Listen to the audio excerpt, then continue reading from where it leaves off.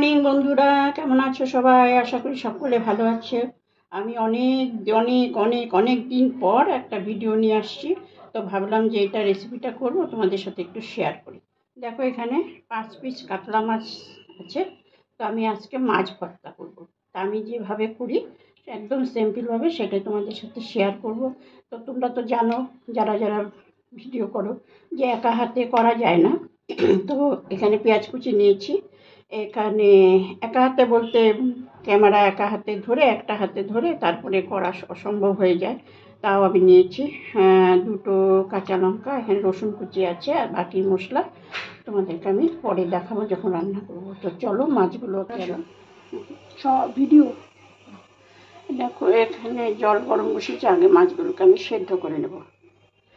একটু সামান্য নুন দিয়ে দিয়েছি জলের মধ্যে, দিয়ে আমি আগে মাছগুলোকে সেদ্ধ করে নিই, তারপর তোমাদেরকে আমি দেখাবো। মাছগুলোকে কাটা ছাড়িয়ে, তো মাছগুলো সেদ্ধ হোক, সেটা পরে দেখাচ্ছি। ঢেকে দিচ্ছি।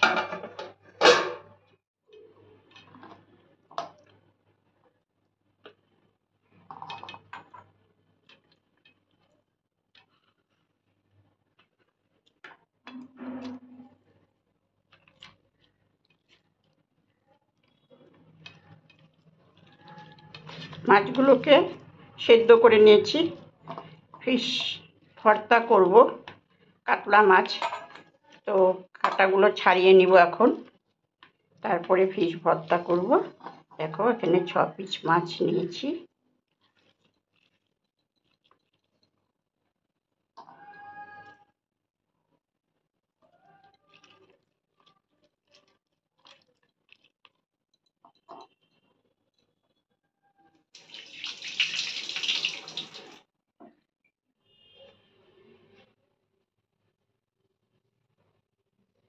বেশি করে তেল দিয়ে দিচ্ছি।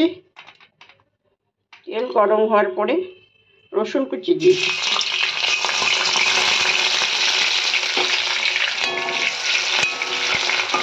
রসুনটা লাল লাল করে ভেজে নিচ্ছি।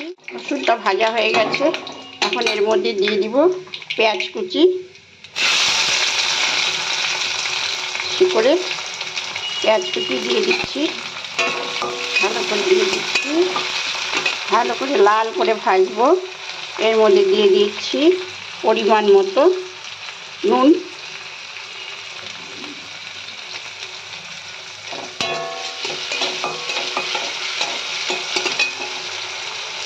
মশলাটা ভাজা হয়ে গেছে। দেখো, এখানে পেঁয়াজগুলো ভাজা হওয়ার পরে দিয়ে দিচ্ছি টমেটো বাটা, পেঁয়াজ বাটা, রসুন বাটা, সব একসাথে দিয়ে দিলাম।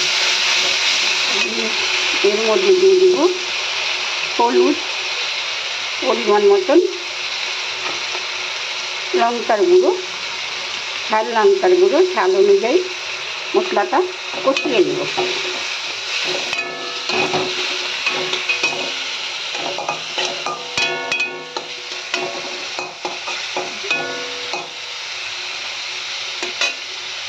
মশলাটা হয়ে গেছে, এবার দিয়ে দিচ্ছি দেখো চিলি ফ্লেক্স আর কাঁচা লঙ্কা কুচি। ঠিক আছে,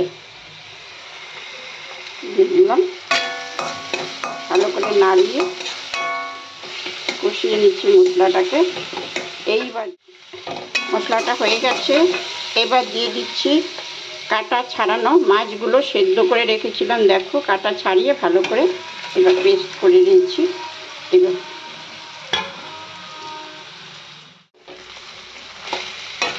ফিশ ভর্তা।